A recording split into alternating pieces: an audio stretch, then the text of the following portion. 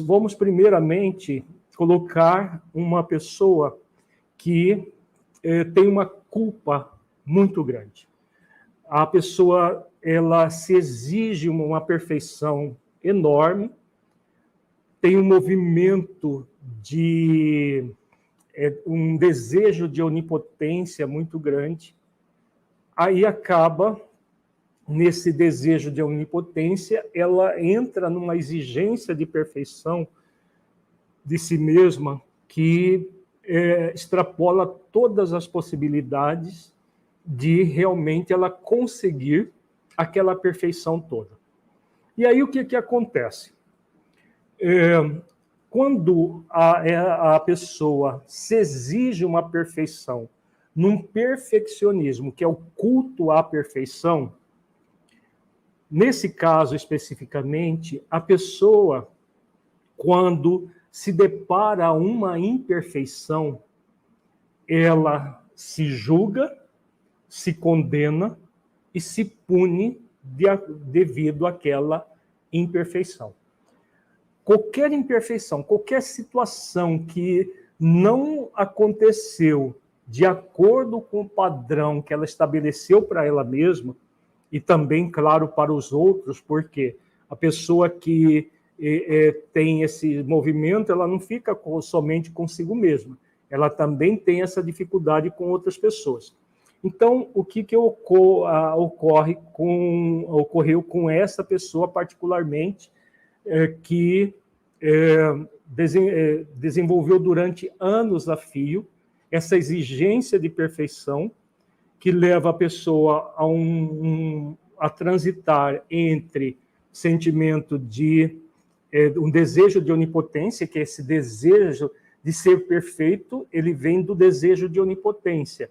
Oni seria todo, potência, poder, todo poder. Então, eu sou todo poderoso que quero me decretar perfeição. Então, a pessoa se autodecreta que, a partir de hoje, eu sou uma pessoa perfeita. Revoga-se as disposições em contrário. É como se acontecesse na intimidade dela isso.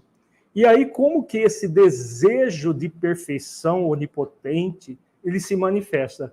Com uma prepotência consigo mesmo. Então, o tempo todo, a pessoa reprime pensamentos e sentimentos. Esse pensamento é errado, não posso pensar assim. Esse sentimento é errado, não posso sentir assim. Então, o tempo todo, ela age de uma forma prepotente, abusando do poder com ela mesma, em busca daquela perfeição que ela deseja que aconteça. O que vai ocorrer? As imperfeições vão surgir. Não tem como alguém se decretar perfeição. Então, a imperfeição surge, e quando a imperfeição surge, a pessoa vai lá para a polaridade contrária. Ela vai para a impotência. Quando ela está nesse movimento focada nas imperfeições, ela diz, eu não consigo nada, eu não dou conta de nada, eu sou um zero à esquerda, tudo que eu faço não dá certo. Ela vai para um outro extremo, psiquicamente falando. Como o processo aqui do desejo de onipotência, de perfeição e da prepotência mais forte, daqui a pouco ela volta para cá e reprime intensamente os próprios pensamentos e sentimentos que ela teve aqui na impotência.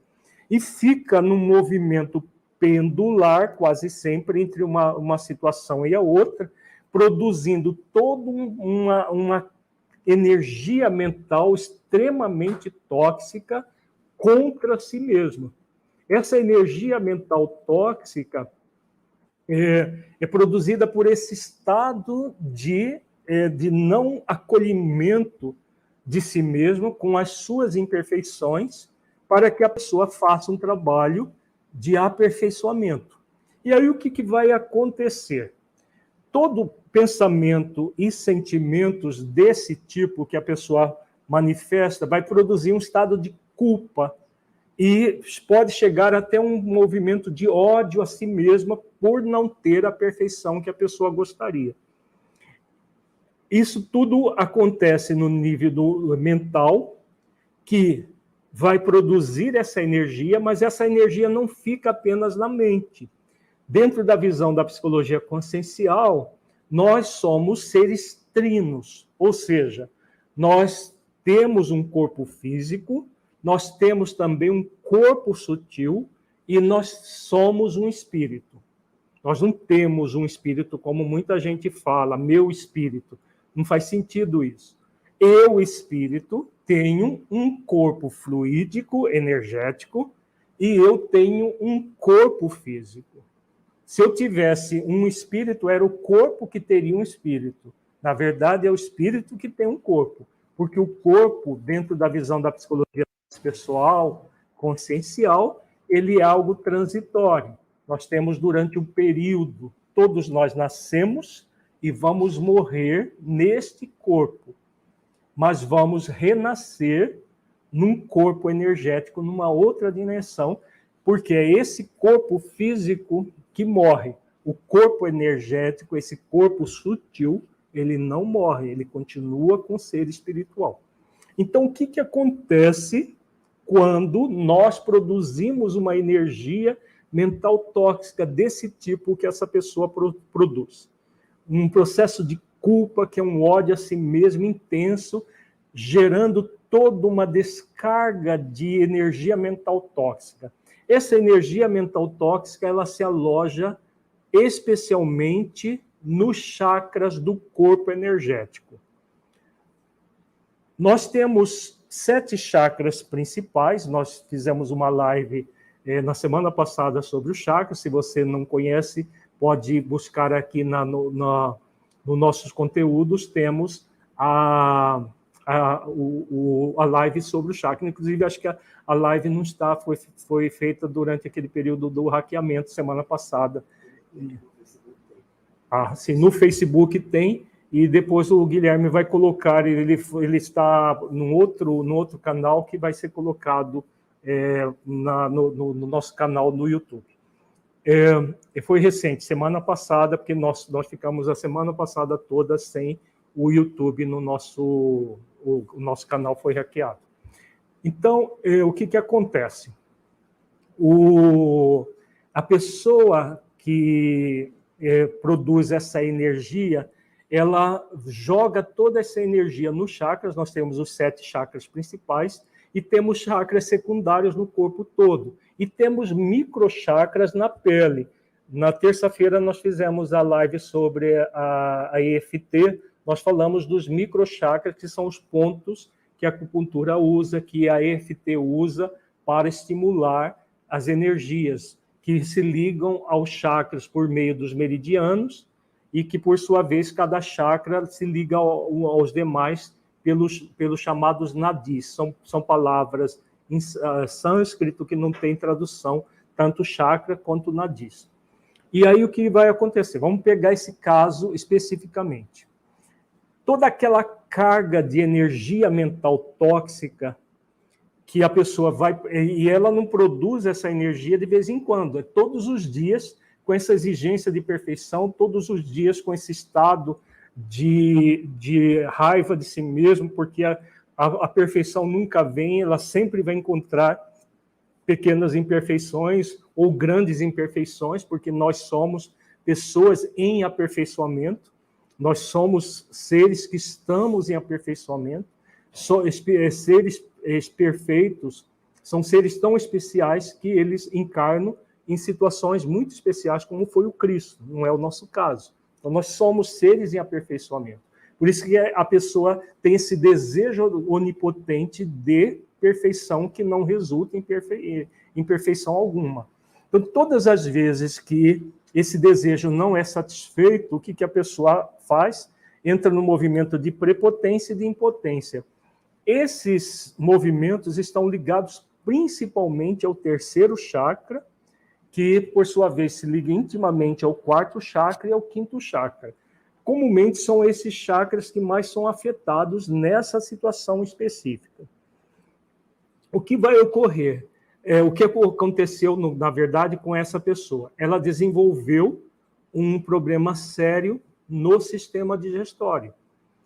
ela desenvolveu um diabetes mellitus, tipo 2, e desenvolveu também vários processos de gastrites, de duodenites e esofagites.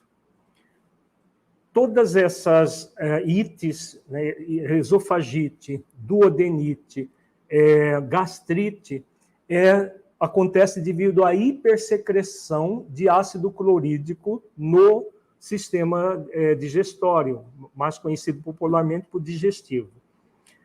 Há uma hipersecreção de ácido clorídrico e que queima, porque com excesso vai queimar as mucosas do esôfago, do estômago e do duodeno, produzindo uma inflamação, a gastrite, a duodenite e a esofagite. Por que há essa hipersecreção? Porque há uma hiperestimulação do terceiro chakra. Como o pâncreas endócrino está intimamente ligado ao terceiro chakra, o que aconteceu? Uma exaustão do funcionamento das chamadas ilhotas de Langerhans, que produz o hormônio da insulina. E a pessoa teve uma redução da insulina, uma hipoestimulação, por quê? Ela alterna tanto hiperestimulação quanto hipoestimulação. A impotência que ela sente todas as vezes que surge uma imperfeição, ela gera uma hipoestimulação. Então, aconteceu de ela desenvolver doenças da hiperestimulação do terceiro chakra e da hipoestimulação, abaixo do normal. Então, houve uma redução da produção do hormônio insulina, gerando diabetes. Então, comumente, pessoas que têm diabetes são pessoas assim, pessoas extremamente rígidas, agressivas consigo mesma, perfeccionistas, e que exigem perfeição de si mesma, dos outros, e são pessoas que ficam nessa gangorra, né, desse movimento pendular de exigência de perfeição, prepotência, o desejo de onipotência, impotência, e cria todo um estado psíquico emocional que gradualmente vai sendo somatizado. No nível do corpo energético, a doença vai se instalando intensamente. E a pessoa vai, primeiro a doença acontece no nível energético e depois ela vai sendo somatizada. No primeiro momento acontece apenas disfunções, dificuldade de digestão, um problema de uma sensibilidade à insulina, um processo que é chamado de pré-diabetes, que a glicose vai aumentando gradualmente. A doença nunca vem de supetão, ela vai sendo produzida dessa maneira. Toda a energia mental tóxica intoxica o corpo energético, especialmente os chakras, e isso produz as doenças, tanto as doenças de caráter mental e emocional, quanto as doenças do corpo físico. Então, esse é um exemplo de uma pessoa que produziu uma doença endócrina no pâncreas e uma doença no sistema digestório, e essas gastrites, esofagites, duodenites são repetidas. Essa pessoa, quando nos buscou, ela estava tomando já durante 2 anos omeprazol, que são medicamentos que diminuem a quantidade de ácido clorídrico. Ele não trabalha nada das energias. Ela buscou para um processo terapêutico porque não estava funcionando. Bastava parar com o omeprazol que ela voltava tudo novamente. Por quê? Porque esses medicamentos desse tipo, eles apenas trabalham no efeito material do problema. ele trabalha lá no final do processo. Então, por que existe essa hipersecreção de ácido clorídrico? Porque há todo o processo, o movimento de prepotência, de desejo de onipotência, de perfeccionismo que a pessoa cultua. E aí essas energias que vão produzir a doença no corpo físico, e não simplesmente do nada o estômago começa a produzir mais ácido. Não existe nada que venha do nada. É um processo psicossomático. Por quê? O estômago ele foi programado pelo Criador da vida para produzir a quantidade correta de ácido clorídricos para a digestão, porque o ácido clorídrico é que ajuda em todo o processo digestório. Então, é natural a secreção do ácido clorídrico.